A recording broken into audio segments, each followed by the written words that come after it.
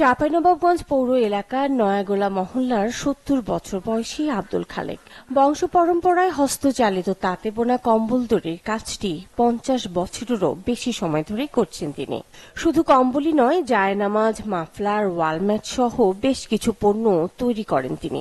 নামকরা বিপণী বিতান থেকে শুরু করে দেশব্যাপী শুধু নয়, বিদেশেও এই কম্বলের চাহিদা রয়েছে। আব্দুল খালেকের দাবি, বর্তমানে সারা দেশে একমাত্র তিনি ভেড়ার লোম দিয়ে কম্বল তৈরি করে থাকেন।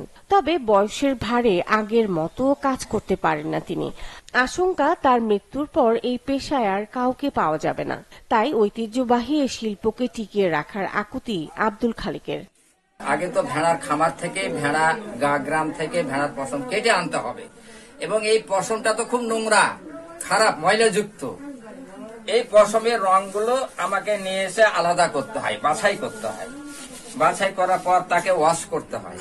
ওয়াশ করতে নদীতে ওয়াশ করে তারপর যখন পরিষ্কার পবিত্র হয়ে গেল তখন তাকে শুকাতে হয়। শুকিয়ে মেশিন আছে, সেই মেশিনে ধুলাই করে এই তো আপনি দেখতে পাচ্ছেন এই তুলার মতো করতে হবে। তারপর এই চরখার সাইজে একে সুতা বানাতে হবে।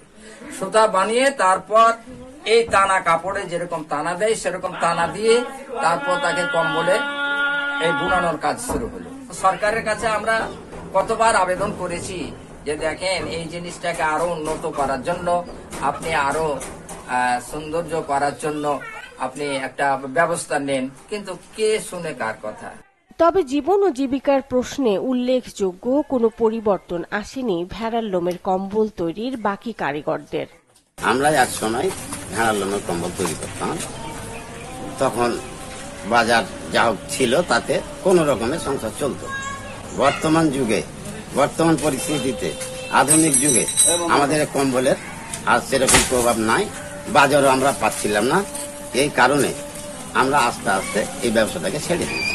মোটামুটি 15 থেকে 20 ভাগ কাজ করতাম, তাতে বর্তমানে এখন একজনই করে, কারণ এই ব্যবসায় আমাদের কোনো উন্নতি হয় না।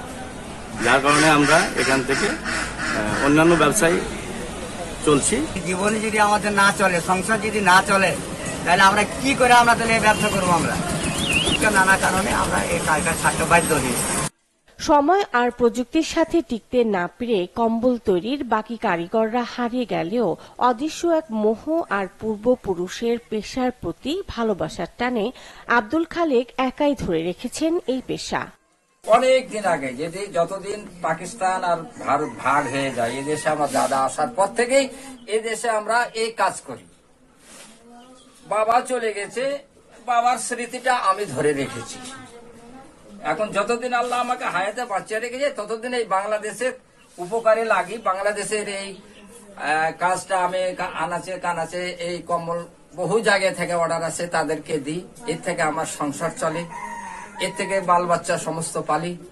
আর এই অবস্থায় এই বৃদ্ধ বয়সে এই কাজ আমি করি। বিলুপ্তির হাত থেকে এই শিল্পকে বাঁচাতে উদ্যোগের কথা জানান বিসিকের এই কর্মকর্তা।